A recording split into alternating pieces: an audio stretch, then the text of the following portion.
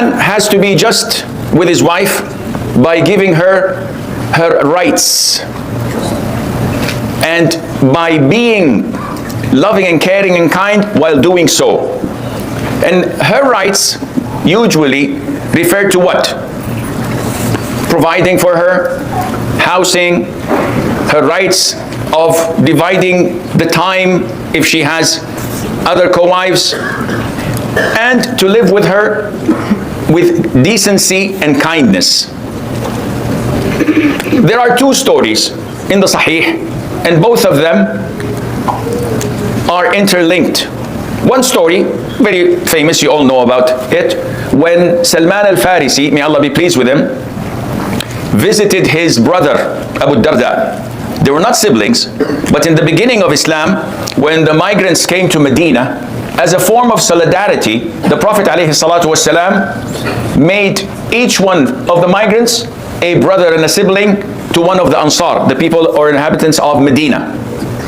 So this way, they would share with them whatever they had, even to the extent that if one of them died, his so-called brother would inherit him.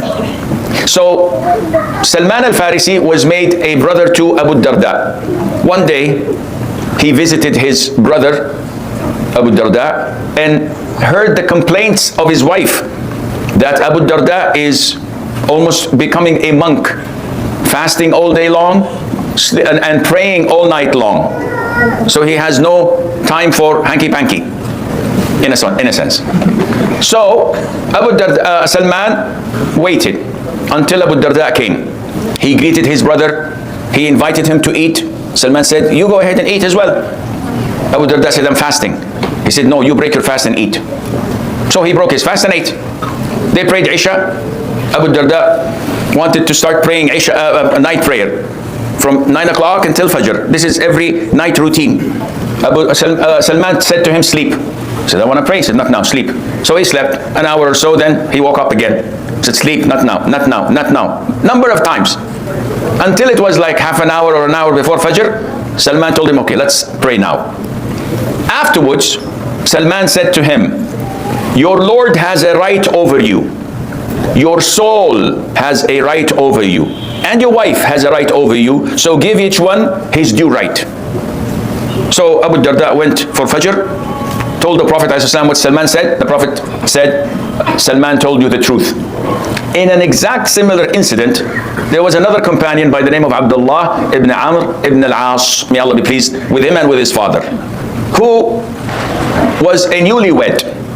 His father, Amr ibn al-As, one of the smartest men of Arabia, a couple of weeks later, came to visit his daughter-in-law. So he asked, "How is my son with you?" She said, "MashaAllah, he's the best of men. Fasts all day, prays all night." Amr immediately clicked and understood the message. The woman did not complain, but he understood that he's not doing his duties as a husband and as a man because he's consumed in worshipping Allah Azza wa Jal. So he complained to the Prophet about his son's behavior, and the Prophet ﷺ summoned him in. So he came and he asked him. Then the Prophet said almost the exact same thing. He said to him, "Ya Abdullah, your body has a right over you. Your eyes have a right over you. Your wife has a right over you. And your visitors have a right over you. So give each its due right." This is what is known as the golden rule of happiness in life. And this is summarized in being balanced. And if a person balances his time and efforts in such a fashion, he would be fair to his own health, to his own family, to his own social activities, and to his financial well-being, because he's distributing everything at the right time. The next question is, my husband does not validate my emotions. He gives me the silent treatment when I voice my frustration. How do I deal with this? Book a counseling session. No, seriously, this is a big problem. Lots of the men are not real men. They're male, but not men.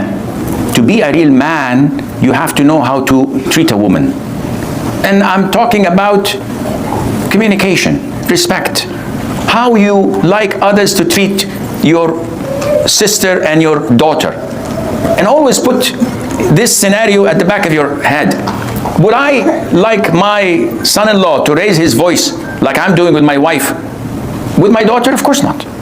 So always be careful of what you do. What goes around comes around. You're going to treat your wife in a bad way, someone's going to treat your daughter or your sister in even a worse way. So, but again, this really requires counseling. When a woman comes and complains to me, I wouldn't judge for her because she's concealing 90% of the picture. I say, let me speak to your husband. And I speak to the man. When I listen to the woman alone, I say, whoa, your husband needs to be hanged. But when I listen to the man, I said, whoa, your wife has to stand in front of a firing squad. And when I put them together, 70% of all what they said melt like butter under the sun. Not in Edmonton. It doesn't melt anything, the sun here. So be fair. You as a wife, before complaining from your husband's behavior, take a good look at the mirror. Why is he doing this? You'll find that so many things you do irritates him, and they make him resent you. You need to change your ways, and it takes two to tango. Of course, with nasheed, no duf, no musical instruments, but you cannot expect him to be the best of husbands when you are the worst of wives. Change your strategy. If it is always nagging, refrain from nagging and do something else that may make him feel that you've changed. And again, you need to book a counseling session.